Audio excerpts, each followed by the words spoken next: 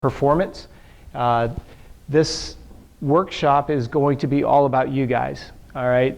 If you have any questions, anything that doesn't make sense, this is a very comfortable environment. I want you to raise your hand. Just throw it out there. Okay.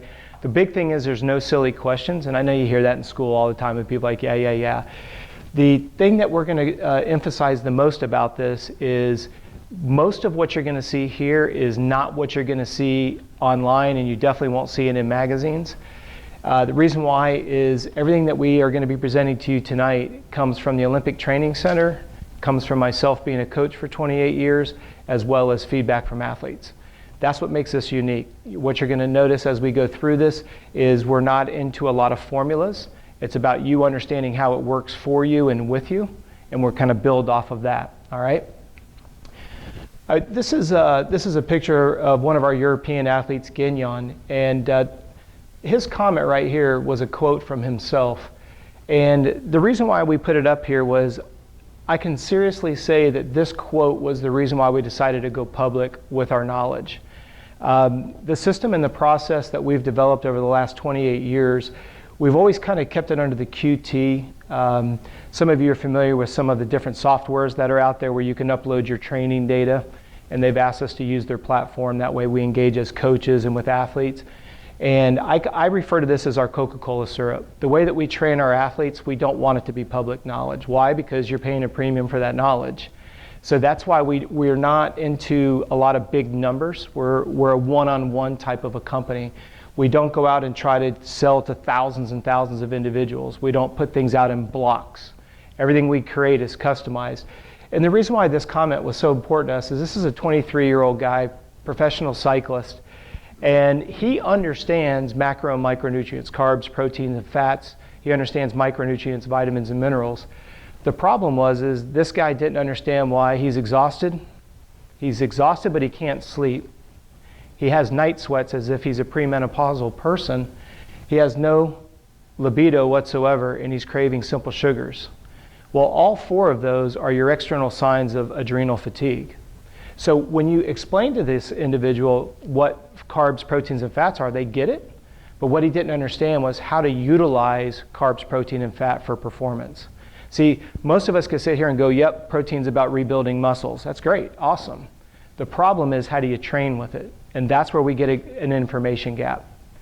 So the reason why I thought this was very powerful is, as you can see right there, it didn't take very long for us to figure out what his body needed, and immediately his symptoms turned around. Now what was interesting is, and we have his permission to make this comment, he was actually using a sleep aid. He was using a pharmaceutical drug for sleep aid, which ironically doesn't actually put you to sleep.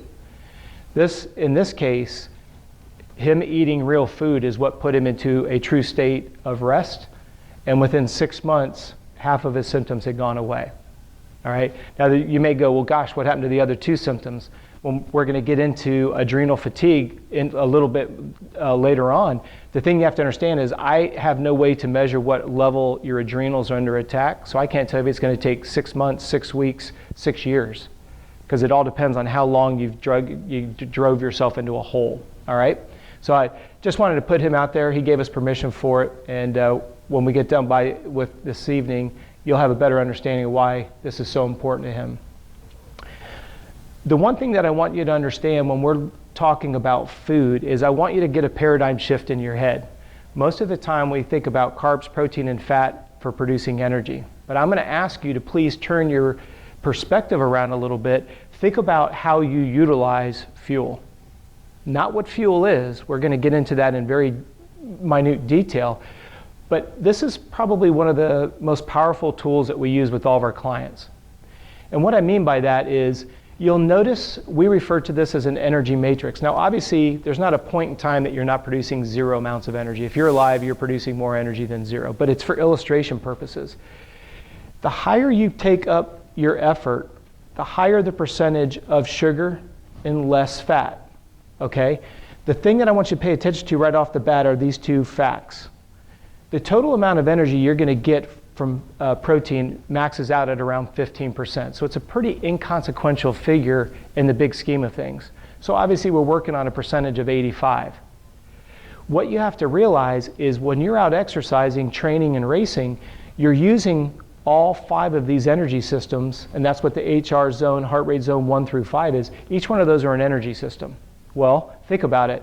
As you move from 0 to 100%, you're either moving from using fat as a primary fuel source or using sugar.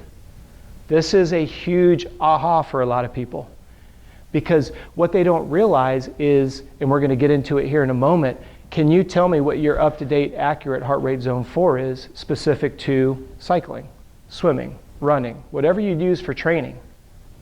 I've never had anyone present themselves to our offices that could tell us that, okay? So what you have to understand is, if somebody comes to me and they're like, I really want to improve strength to weight ratios, I'm not able to climb very well. Well, you probably should spend more time burning some body fat so you can increase your strength to weight ratios, lean muscle mass to body fat. If you look at VO2 max, a big variable people like to throw around, the variable of body fat, the percentage of body fat, is actually factored into VO2 max calculation. So if you're coming to me saying you want to improve your VO2 max, learn to leverage more stored body fat and less stored sugar.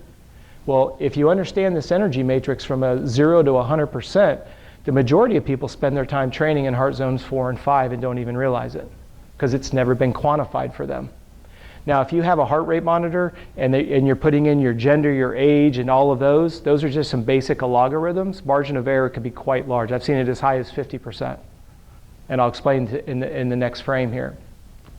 The thing I want you to understand is, you have to understand from your individual fitness level, and we're going to talk about fitness in regards to aerobic ability and muscular strength.